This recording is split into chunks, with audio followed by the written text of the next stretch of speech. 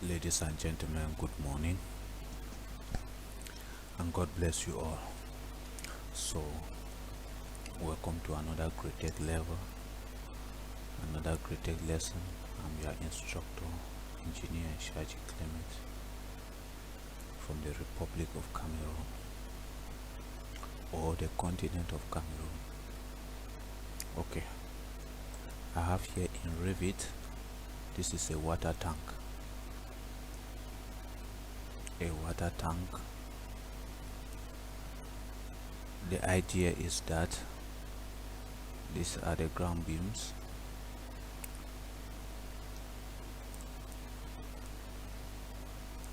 All of this part is in the soil. Then we have the first level. Let me see.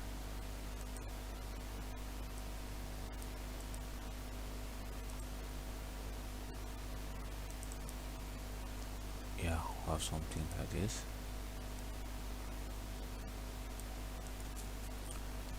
This is level 0.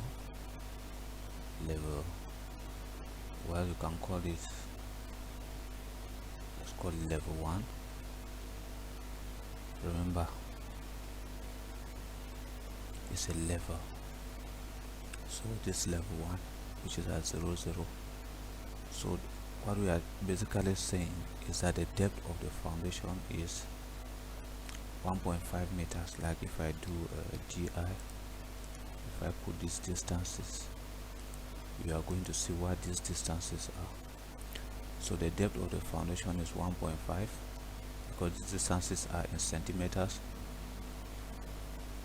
The first floor here has a height of 3 and the other floor has a height of 3. So the idea is that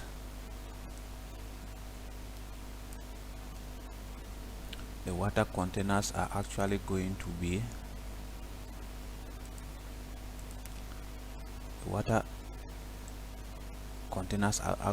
be housed in here. So I've put walls round to just close that water space. We shouldn't see the water containers inside. Now this one will act as a roof. It's a floor bed. It's going to serve as a roof.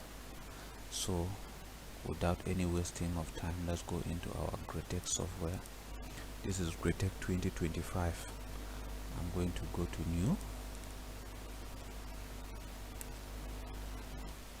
and I'll wait for Graitec to load. Okay, let me give the name of the project. It's a water tank project design, water tank design, and I've got the address. Let me just say Douala. Okay, the design team, all of that. You can set this up as we saw in the introductory lesson. This is a design office. You can even send in their logo if you have. So I'll just say okay. I'll say next. Now let me set my initial concrete members. For concrete, I'm going to be using, remember, when you are using Graitec, when you do a setup the first time, the next time you want to use it, you take the settings that are already existing. So the idea is that I have set up my Graitec here using the Euro codes. That is why you see concrete here, it is C20 2530. So if this is not what you want, you may want to go back to the project, to the settings, and start everything anew. We are going to see how that looks like. So my concrete here is C2530, and let me put my initial concrete element as a rectangular 20 by 30 concrete member. So when you look here, this is a rectangular 20 by 30 concrete member. Okay, my units mkn, so mass, weight, moment, sorry, this mass, length, weight, moment. Let me say finish, say okay, close. We are using Graitec and the settings.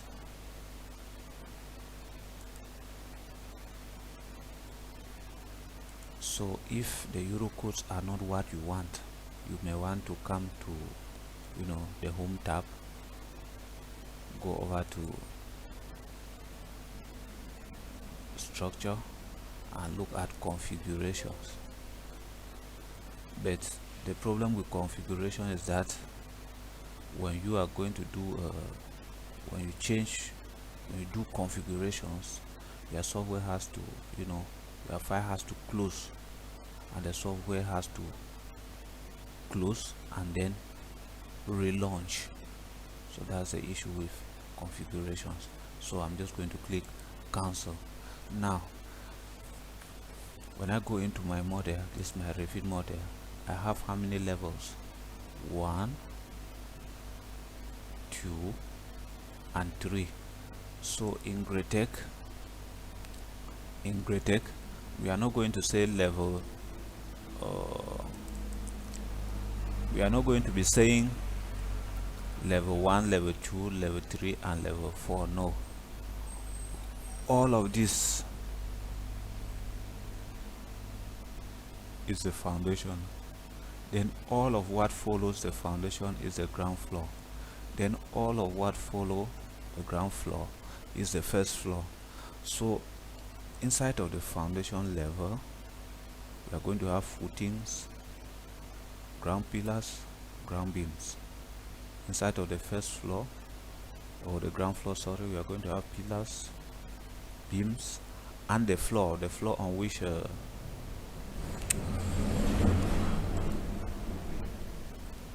that's the floor on which the water containers are resting. So I'm going to create my levels.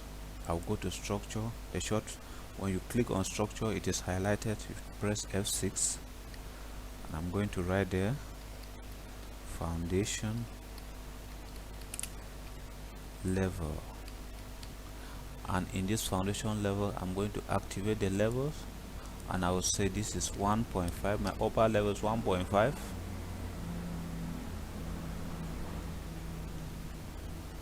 and my lower level is 0. Remember, I could also say my lower level being negative 1.5 and my top level 0. That's a more truthful way of defining this level, but anyway, no problems. So I'm gonna click on the foundation level and I'm gonna do F6 again to create a subsystem of the foundation level, a sub file under the foundation level, a subfolder, please. So I'm gonna have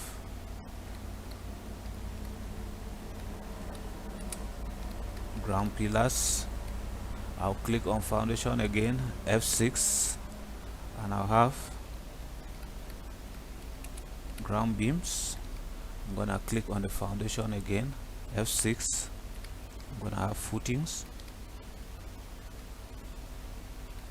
Another thing, click on the foundation again, F6. The next thing I want to put is something like the axis. Alright, then I'll go back to the structure, press F6 to create a new level. In capital letter, I'll call it ground floor level, and I'm going to specify the height.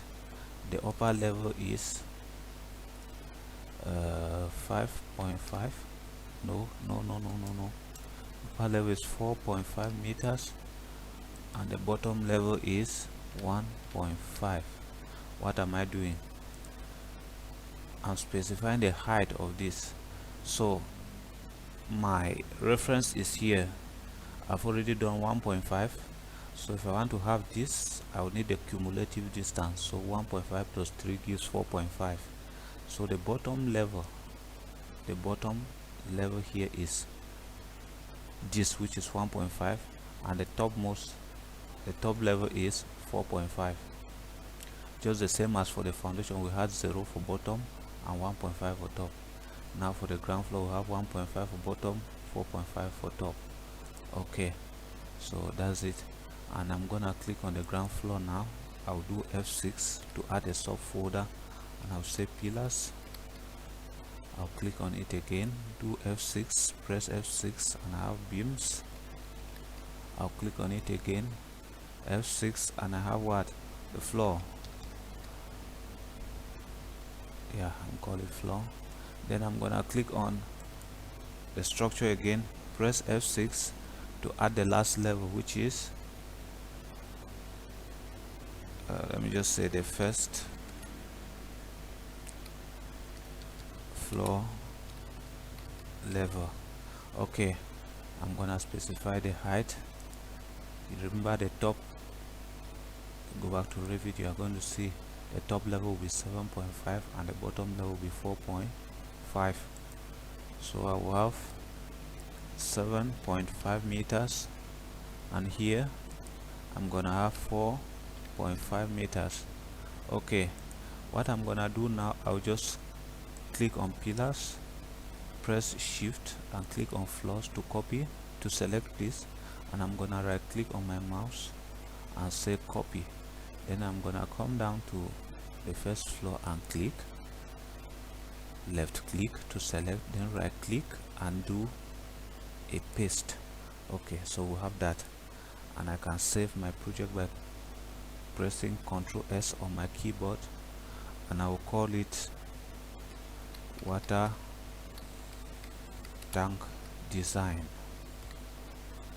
Okay, I'm gonna save it. Alright, my levels have been done. The next thing for me to do is to create my access system. So I'm gonna go down to the ground floor.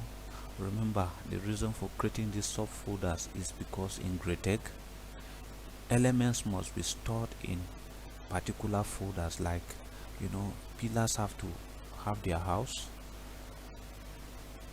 their meeting house, ground beams, their meeting house. So their folders, this is a folder for ground beams. It makes it easier to select and to manage these elements.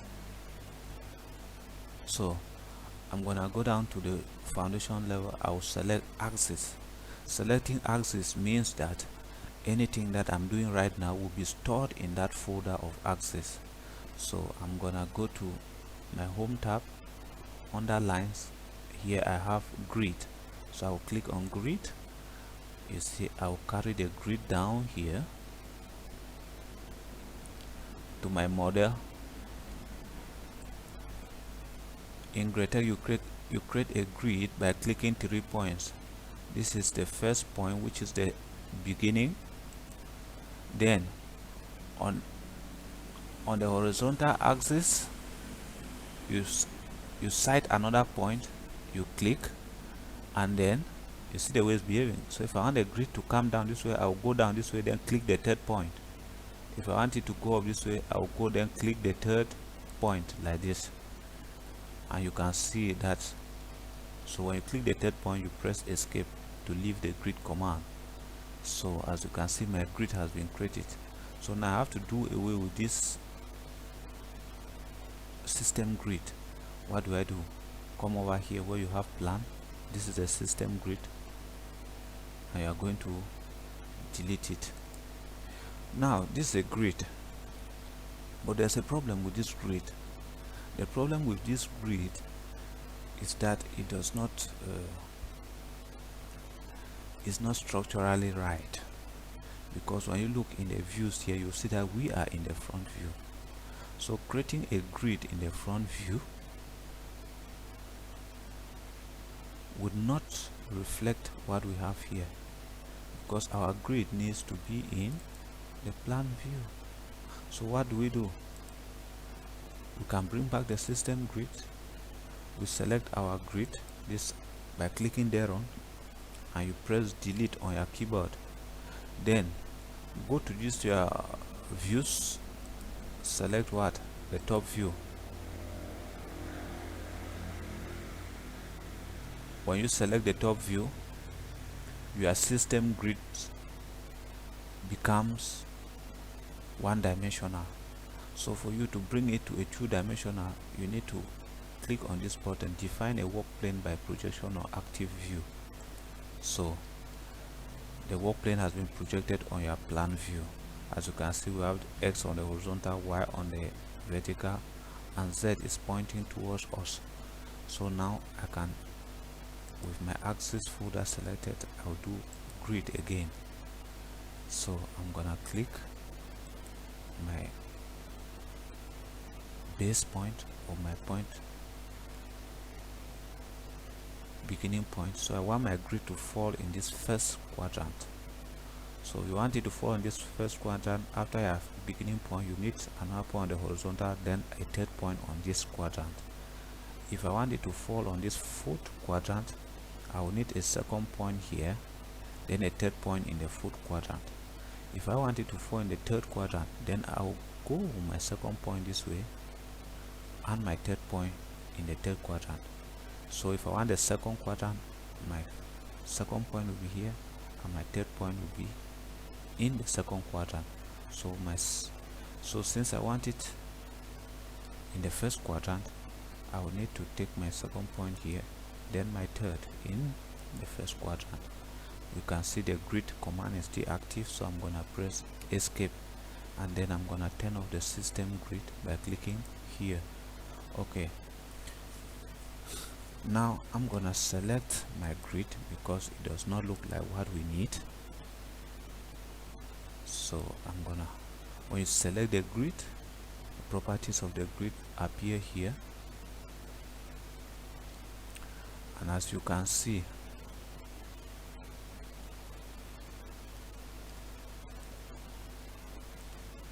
we have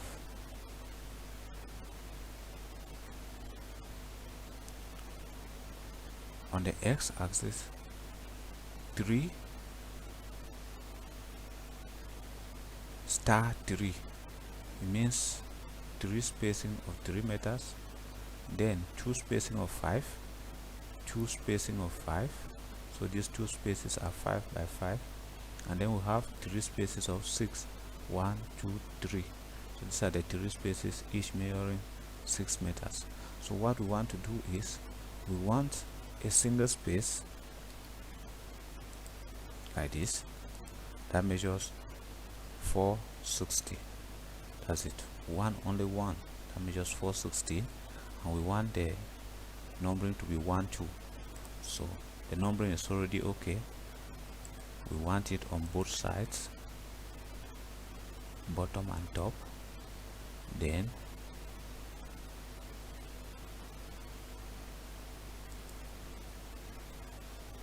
bottom and top. Here on the axis, we need only one, which is 4.6, like this, as you can see. So this is 4.6, and we have 1 and 2. Let's go to the y-axis.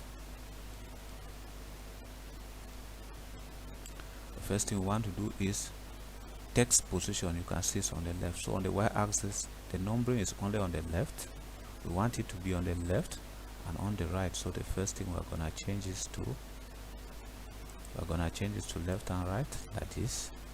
And then in our Revit, we'll see we have 3 meters, 3 meters, and 4 meters. So this is more like 2 times 3. So 2 spaces of 3 meters and then 4. So we are gonna come here. The first, you're gonna say you need 2 spaces. You put a star of 3 meters. That's the first.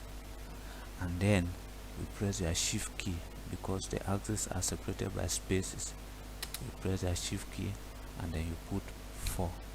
So we need 2 spaces, each measuring 3 meters, and then another space of 4. And we're gonna click inside the model like this, and this is our axis system. We are gonna press escape and we are gonna press Ctrl S to save our model. So this is our axis system. Now, after creating our axis system, you can begin modeling. So like I said, you will not see pillars or beams, but you will see linear elements.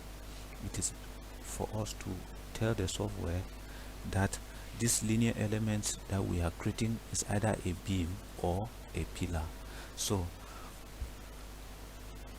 in the home tab, under linear and planar elements, you are gonna come down first, select your ground pillars, because I want to create my pillars now. Then I'm gonna go to linear elements, and then I'm gonna take vertical linear elements. So inside the properties panel, I have to verify that my concrete material is 2530 and my section is 20 by 30. So maybe I don't want 20 by 30, maybe I want 30 by 30. It depends.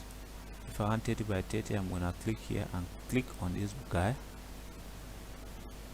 this rectangular elements. Then I'm gonna change this width to 30 so that I have a pillar of 30 by 30. So I'll say okay. I'll say now I have a pillar here, a section here of 30 by 30.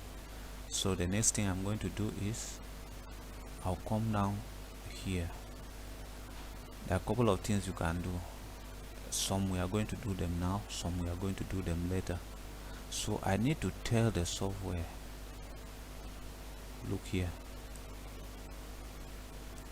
this is columns calculation. This being selected means I'm telling the software that this element that I'm placing right now is going to be calculated as a column. Okay, since it is going to be, anyway, let's go forward. So now I'm gonna place my element. Remember snapping, you can go over here to snapping. Here you have,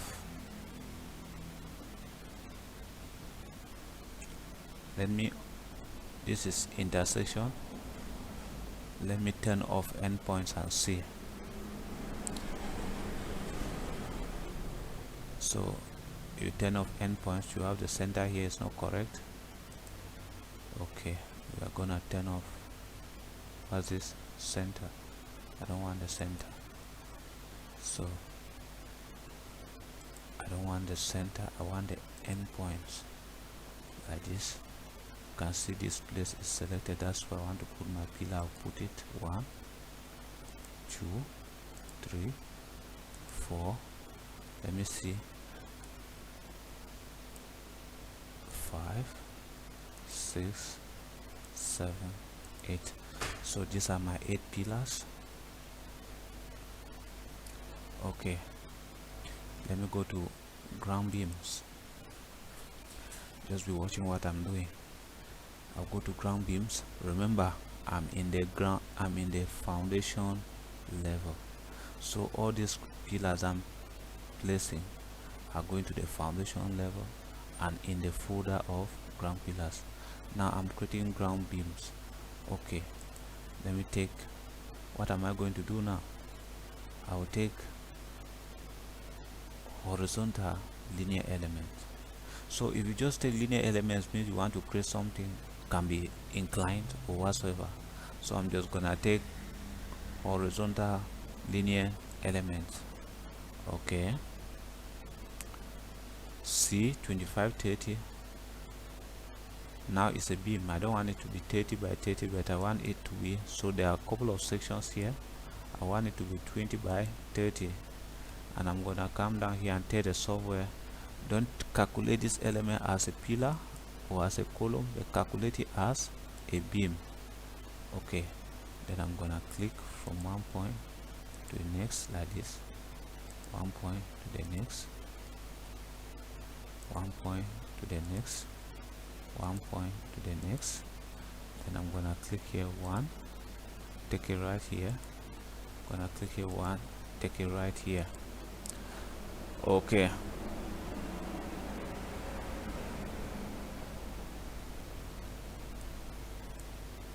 So I'll press the escape key. I'll rotate the model by clicking on. You can also find here inside of views you have rotation. You click on this small button, you see a couple of things. What you see here is what is outside here.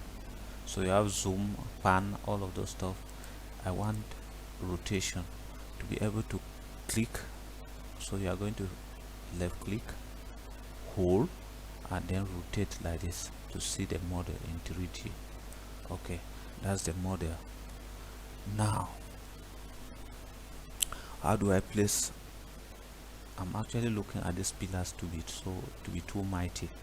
So the thing that I can do is I will click, hold, and rotate and put my model like this, something like this. Remember, Graitec is more like a CAD software. So when you select from left to right, any element that's in the box will be selected. But when you are selecting from right to left, any element your selection box touches is selected. So I want to select these pillars. I'm just going to take from right to left like this, and you can see my pillars are selected. Another way to select them is to open this folder of ground pillars, click the first pillar, press shift and click the last, and you are gonna see that your pillars are still selected. Then I can go to this section. I will click here to activate, click on this guy, and then I can say let my section just be something like 25 by 25. Say okay. Yeah, I think that's better. Then I'll right click on my screen and say finish, right click again and say cancel selection. I think this is better. Okay, remember, so we have now done the ground elements. How do we then add footings? We add footings on the pillars. So let's activate our footings. We open our ground pillars to select by clicking the first, pressing the shift key. These are our ground pillars. Then you right click on your screen and go to support / selection. So we want to place support on the selected elements, and we want to place rigid support. Okay, there are two things you can do. This is a rigid support, which is actually an embedment, but here they have given you the possibility to actually define a footing. The footing defined here is just 1 by 1 by 30. So if I don't want a footing, I can just put the sign of an embedment. Okay, let's say I want a footing. I'll activate this box called footing like this, and I'll click. You will see some footings that have been placed there. This is only for Graitec 25 and upward, like this.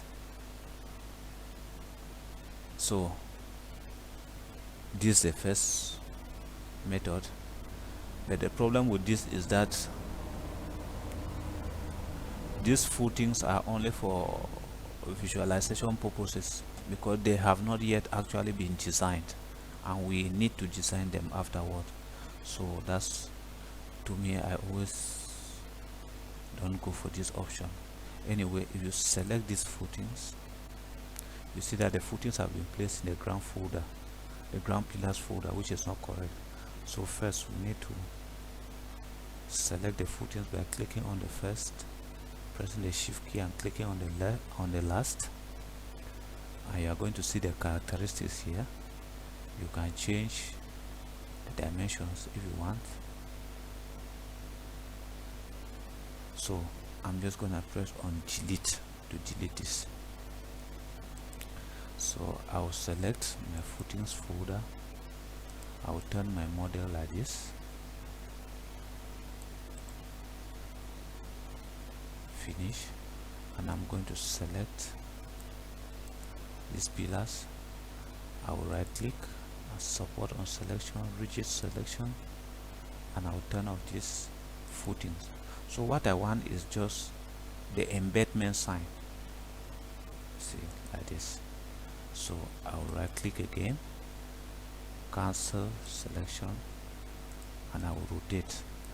So this is just what I mean by that. So this is a sign of an embedment. I will save my model. So let's see how we are going to model the upper guys. I'm going to come back here, put myself in a top view like this. So what I want to do is I want to actually be able to see my axis very well. So one thing I'm going to do is I will turn off this ground floor, this foundation level, please, by double clicking on it. So when you double click on the foundation level, everything in the foundation level will disappear, including the axis. But I want the axis, so what do? I'll need to reactivate the ground floor, but I will turn off the ground pillars, turn off the ground beams, turn off the supports. So as a matter of fact, these guys here are also playing the same role. Like for example, if I have my ground beam selected, let me use this. If I select on this beam, select this beam, I can come here and say hide selection. See, the selected member will be hidden. So if I want everything that I have hidden to be displayed again, I will press on display all and everything will come back. So I'm gonna open my foundation level and I will hide ground pillars, ground beams, and the footings. I will leave the axis. Okay, then now as soon as I click on my ground floor, you see that the level is activated here. So anything that I'm working on is it's being played in this level. So I'm gonna press ground pillars and I'm gonna go to my elements. I will take vertical linear element. I'm going to take, I want the same pillar section, so I'll take R2525. I'll go down and tell my software to calculate it as a column. You see, yes, a beam is activated. I want it to be as a column. Then I'll click 1, 2, 3, 4, 5, 6, 7, 8. So I'll select my beams. I'll take horizontal linear element. I want a beam of 20 by 30. No, let me take a beam of 15 by 30. So I'll click here. I want a beam of 15 centimeters by 40. Okay, say okay. So I zoom here, I take the center, I put,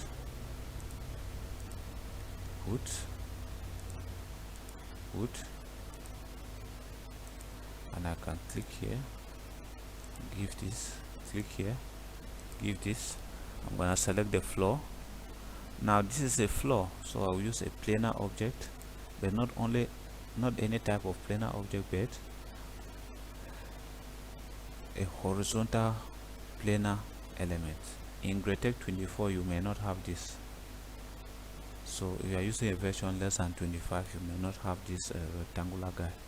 But this rectangular guy permits me to create a rectangular floor element by using only 2 points.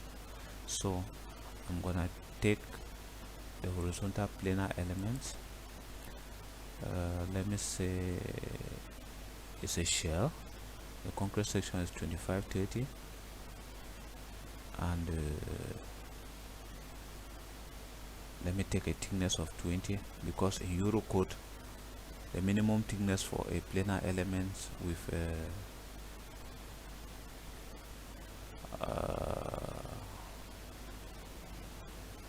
you know,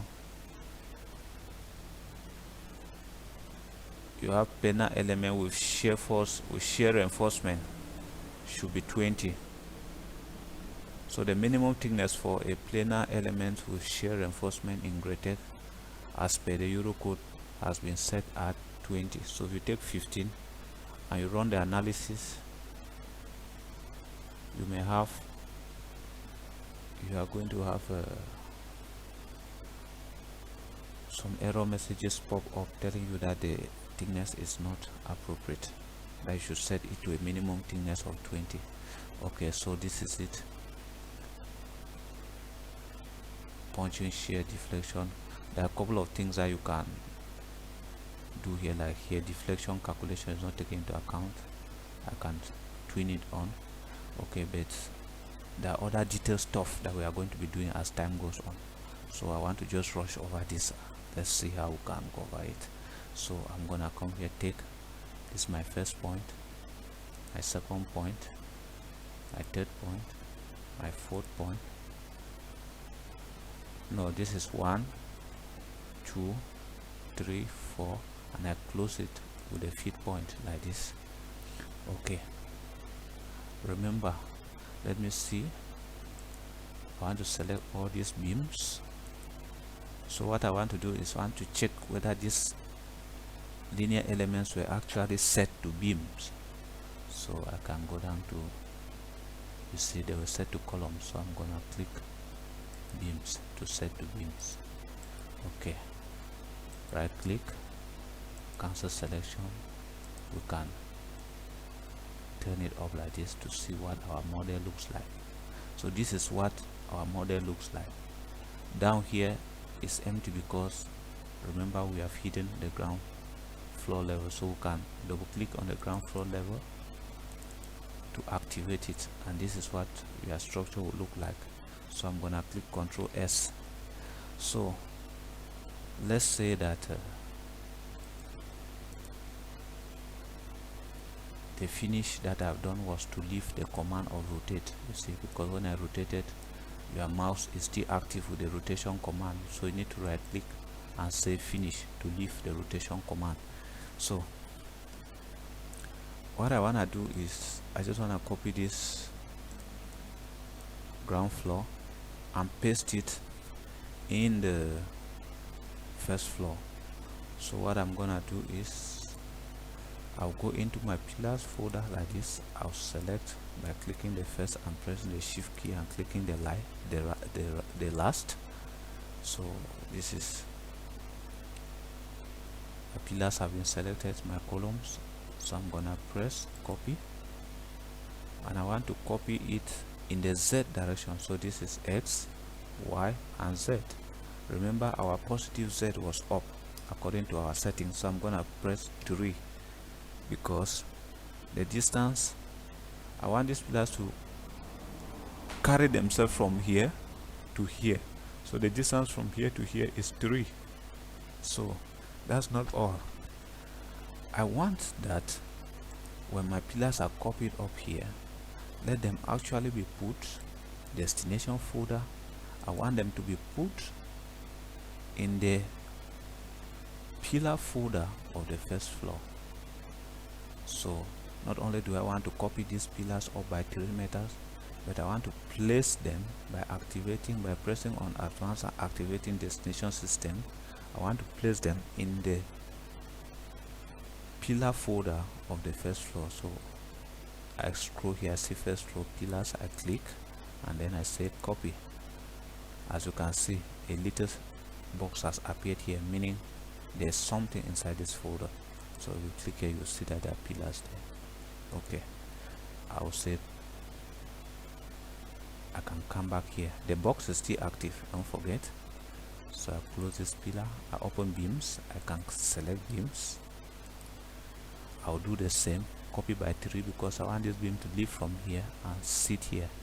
So the distance from here to here, the distance from here to here is 3. So 3. The only difference is I want them to be not in a pillar folder but in a beam folder. So I'll say copy, and then I'm gonna, the box is still active, I'm gonna select my planar element, which is the floor. Okay, I'm gonna open here and put it in the floor. So that is actually going to act as a roof. Copy and save close. I'm gonna click escape, then I'll save my model. So this is our model. So all right, what I need to do now is to apply the loads. For me to apply the loads, I need to come down here to loading and select on loading. I'll give in a new loading. Let me say live loads. I'll give in another new loading, and I'll say dead loads. These are the two loads that I have for now, because I'm considering the water containers as dead loads. Okay, the walls on these beams are dead loads. Maybe the rain on this fellow, I'll put it as a live load. So let me look for my calculator, my virtual calculator. This is my virtual calculator. I'll put it somewhere here. Okay, let us say we want to start. Oh, don't forget, when you are modeling, always verify your model to see if there are any errors. Like if I click verify, this box comes up, no errors found, but there are warnings. Check the list of warnings on the content line, on the command line. So when you look at the command line, you see that load case number 1 contains no load. What they're telling us is the load case number 1 is a live load. They're telling us that we have not yet applied any dead live load. But why did it not give us a warning about the dead load? Because these are concrete elements. We have specified their unit weights, the characteristics, and the software is able to automatically take them into account as what? A dead load. That's why we did not get any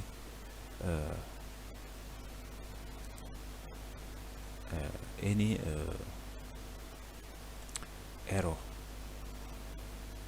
about the dead load. Okay, let's start with our live load. Say we want to apply a live load. We are going to consider this just as a residential building, and we want to apply a live load of 1.5 kilonewton per square meter on the planar elements. So I'm gonna select the live load first to make it active. Then I'll select this and I'll select this. You don't need to hold the control key because, like I said, this is more like a CAD software. I've selected my two planar elements.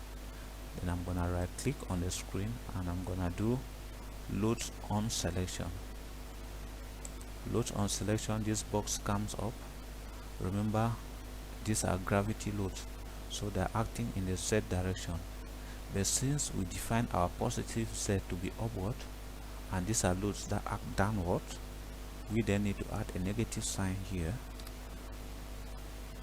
which tells us about the sense of the loads, and then we're going to give the value of the load, which is 1.5. as you can see the value here, kilonewton. But when you look up here, you can see you have area meter square, so this is kilonewton per square meter, and then we are gonna click OK. So I will click right click and cancel selection. The loads have been applied, but you can't see them. They are there. It is just that the size of the load is small. So if I come here to render mode and I change from profile to axis, you can see the loads that you have applied. These are the loads. So you click here, you can see the load is negative 1.5 in the Z direction.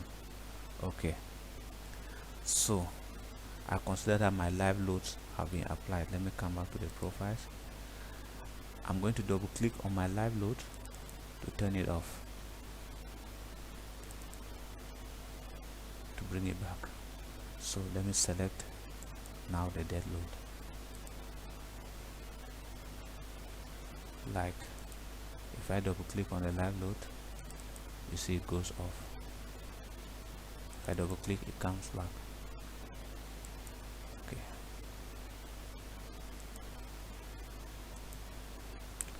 Now I want to apply the dead load.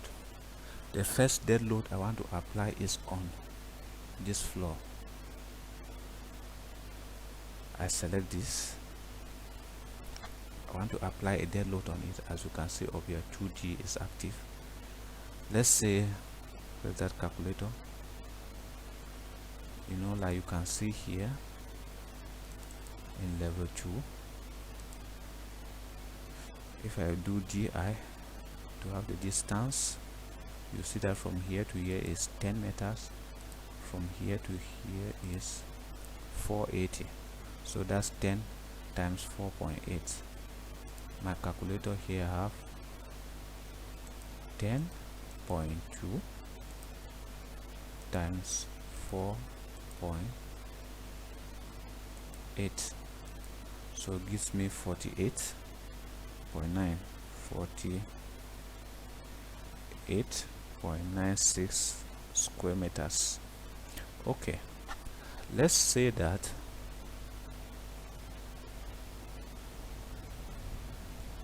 let us say that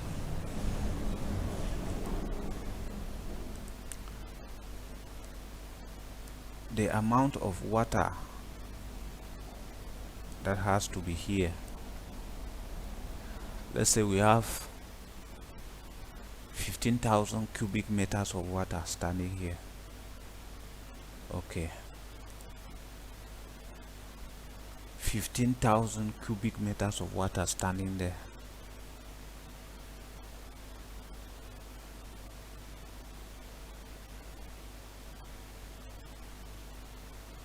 Let's try to see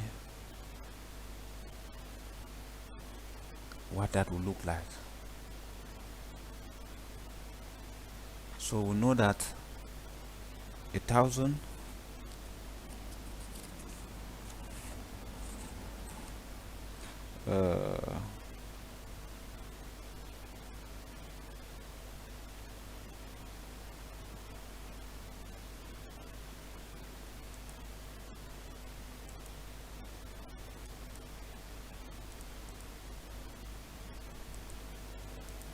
so our area is 48.96 square meters. Okay, because the problem is that in Cameroon we have water containers like 1,000 liters, 2,000 liters, 3,000 liters. So if we are having, because this distance is this distance is 4 point and this is 10, it means that we can have even around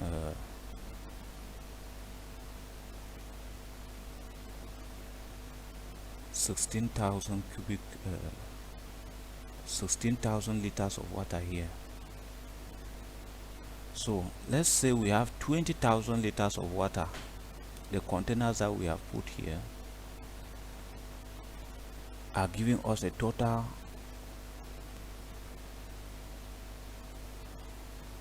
volume of 20,000 liters, a capacity of 20,000 liters. Now, approximating a liter to a kilogram, please put this in mind. Let's say 1 liter is equal to 1 kilogram. So we have 20,000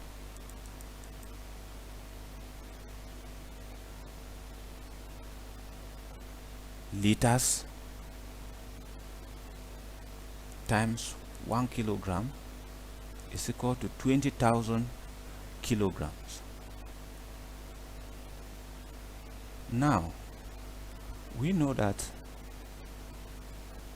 because what we are trying to do is to convert this to a weight that we can apply on this surface. So we have 20,000 kilograms. 20,000 kilograms, let's convert it to Newton. We know that 10 Newton equals to 1 kilogram. So this will give us 20,000 kilograms times 10 is giving us 200,000. So this is 200,000 Newton. So if we divide this by 1,000, we are going to have 200 kilonewton. So if we were to convert the whole of that capacity of water to a point load, it is going to give us a vertical load of 200 kilonewton. But what we want to do is we want to distribute that load over this entire surface. We are just going to pretend as if that container is occupying the entirety of this surface. So we are gonna take 200 divided by the surface area, which is 48.96, and we are going to have a load of 4.08 kilonewton per square meter. That's what it means. So here we can take 4.1. So 4.1. I will then go over to my Graitec software, my dead load selected. I'm gonna click right. I'll take load on selection. As you can see, is area load. Here I will take negative 4.1 kilonewton per square meter. Okay. Right click, cancel selection. So the next thing that I'm going to do is to apply load on these external beams, because those are the beams that carry the floor. So I select the first beam, 1. Yeah, it's actually difficult when you are selecting. So if elements are trying to disturb your selection, just click on the elements and you hide them like this. So I will select the first beam, select the second. I've actually selected a load, so I'll cancel. Select the first beam. As you can see, when I put my mouse there, it shows me R1540. So if I click, I'll be selecting the beam 2, R1540, 3, R1540, 4. Okay, now I will right click. I go to loads on selection. So this load now is a linear load. But what is the value of the load? That's a problem. Right now I'm just going to rush over it, but we are going to have a more detailed tutorial where I'm going to instruct you on how you can try to figure out those loads, what their values are. So I have my calculator here like this. When I go into my Revit file, this beam has a height of 40, meaning that the wall here will have a height of 2.6 meters. So what I'm trying to do is I'm trying to figure out the load per meter. Okay, the height here like this. So my length, first of all, since I'm figuring out the load per meter, my length is 1 meter. My height is 2.6 because the beam eats out 40 centimeters, and then I'm gonna multiply by the load per meter times. Okay, if we consider this to be blocks of 40, 15, 20, then the load per meter, including, that is, the wall, the self weight of the blocks, plastering on the two surfaces, and maybe some sort of painting, is normally going to be about around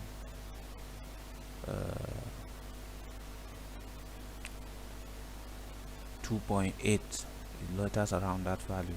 I don't have it at hand, but nowadays they are what we call machine produced blocks, like here in Cameroon, which are heavier, and it is actually difficult to evaluate their weight, because most of the guys who are producing, they don't have tables that give us the safe weight of those things. So that is why I can decide that instead of taking 2.5, 2.8 as if the blocks were manually fabricated, no, manually fabricated blocks are lighter, I'm going to take 3. So taking 3, I'm trying to put myself more in the interval of security. So I'll click equals to, so I'm having a load of 7.8 kilonewton per square per meter length, please. So I'm gonna come back to my Graitec, and inside here, since the load is acting negative, I'll put negative 7.8, and I will say okay. And as you can see, the load has been applied here. So I will right click, and I will cancel selection, and I'll come here and say display all to show all my elements. Okay, while I'm working, I have the possibility of taking snapshots, view, save view. I can take, boom, the view has been saved. I can turn it around, take another photo, and the view has been saved too. So after your loading has been done, the next thing is to do what? Your load combination. When you go to combination, you click on combination, go over here, you click on combinations. So this table comes up, and I'm just going to take, remember, we are under combinations.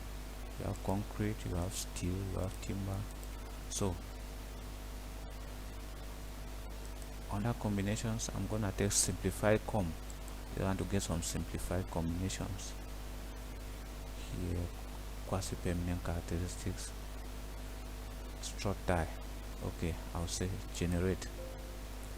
Yes. So I'll look at these combinations. This first fellow, I don't really want him, I'll take him off. The second fellow, SLS characteristics, I'll take him off. This other guy, quasi-permanent, I'll take him off. I always like to remain with this, because I'll use this quasi-permanent for the study of my, cracks. SLS characteristics, this one is for serviceable limit state, and then this one is for the ultimate limit state. So you have 1.35 times case 2 plus 1.5 times case 1. Case 1 is this L, which is a live load.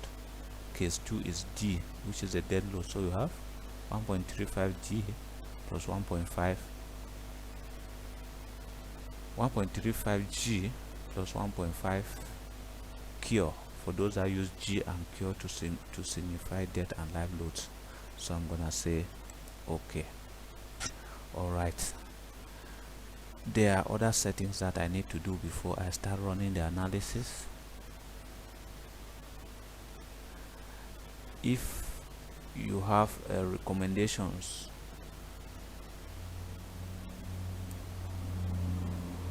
about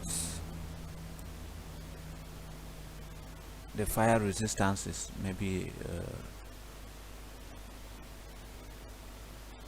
if the local authorities want you to verify the structure with respect to fire resistance, okay, there's an option for that. Like if I select the column, you can see I have somewhere down here I have fire verification, no fire. So now that column is not going to be verified to fire. If I want it to be verified against fire, I can take R30, 30 minutes fire resistance, 60, 190, 120, 180, depending on the type of structure. Okay, so I'm not going to do fire verification. The other settings that I need to do before the analysis, I need to go over here into analysis. Then I want to set my mesh options first. You know, the smaller the mesh, the better the result. So it is always recommended to transform this mesh to like 0.3, and you say okay. You can verify your structure again, and you see that there are no errors. Then under RC settings,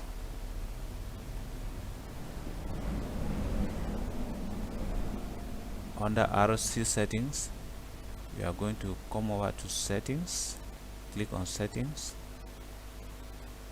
We are under standards. So this is just a common structure. We are going to leave it at S4. This is a structural class. For the fire, let's say no fire for now. All these other guys, our cement type is N, normal cement. You can choose S or R. We are going to choose N. Relative humidity 50, so it's just a normal structure, not exposed to water. So these are the safety factors: 1.5 for ultimate limit state, 1.15. Like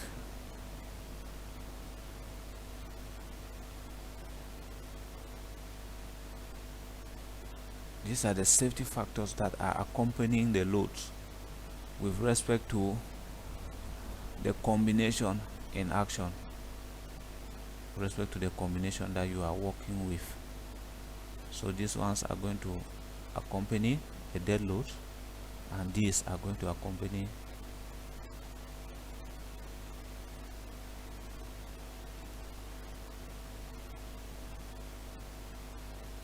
the live loads. Am I right? No, these are safety factors for concrete, and these are safety factor for steel. That's why you see YS safety factor for steel, YC safety factors for concrete. Okay, I think that is what is important here to look at.